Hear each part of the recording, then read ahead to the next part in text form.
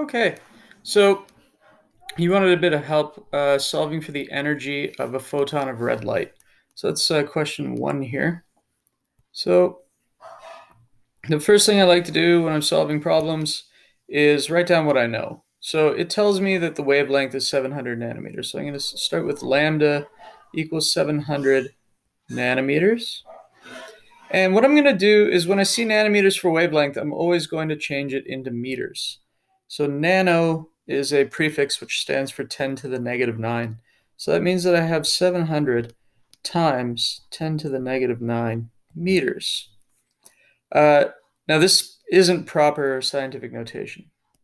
Um, Scientific notation should put the decimal point after the first digit, whereas right now in 700 it's after the third digit. So if I want to move the decimal place twice, I'm going to have to change my exponent by 2. Since I'm making 700 smaller, I'm making it into 7, I'm going to have to make my exponent bigger or less negative by 2. So it's 10 to the negative 7 meters. Now that I've done that, there's a couple of constants I know. I know that h, Planck's constant, is equal to 6.626 times 10 to the negative 34 joule seconds. And I know that the speed of light c is equal to 3 times 10 to the 8 meters per second. Now, the next thing after I've written down all the things that I know, I like to write down equations that use these things that I know. So I know that the speed of light c is equal to the frequency of light times the wavelength of light. And I know c, and I know lambda already. So that means I can find the frequency, and I can sub the frequency into a second equation for energy. It's equal to frequency times Planck's constant.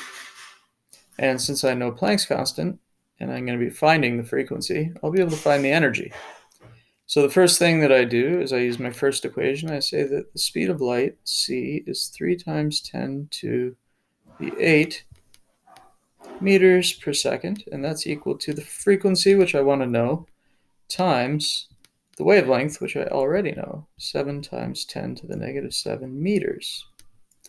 Now, if I divide both sides by 7 times 10 to the negative 7 meters, that'll keep both sides of the equation equal, and it allows me to cancel out 7 times 10 to the 7 meters and 7 times 10 to the negative 7 meters, leaving me with just f on one side.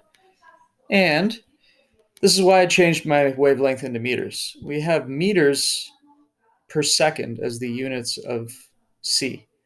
And if I kept my units as nanometers for wavelength, the units of distance would be different. But since I changed it to meters, now the units of distance are the same. So meters and meters cancel out on the left side here. And that leaves me with units of 1 over seconds, which is good because that's the units of frequency. It's also known as hertz. So when I do the calculation, 3 times 10 to the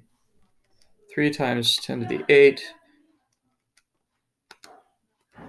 divided by 7 times 10 to the negative 7, I get 4.286 times 10 to the 14 1 over seconds for frequency. And now I can put that into my energy equation. I can say that energy is equal to Planck's constant, 6.626 times 10 to the negative 34 joule seconds, times the frequency, which I now know is 4.286 times 10 to the 14 1 over seconds.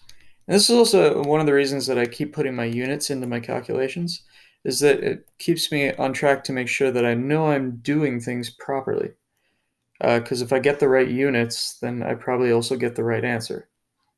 So we can see that seconds in our Planck's constant cancels with 1 over seconds in our frequency, which gives us units of just joules, which is good because joules is an energy unit. And when I multiply the two numbers together,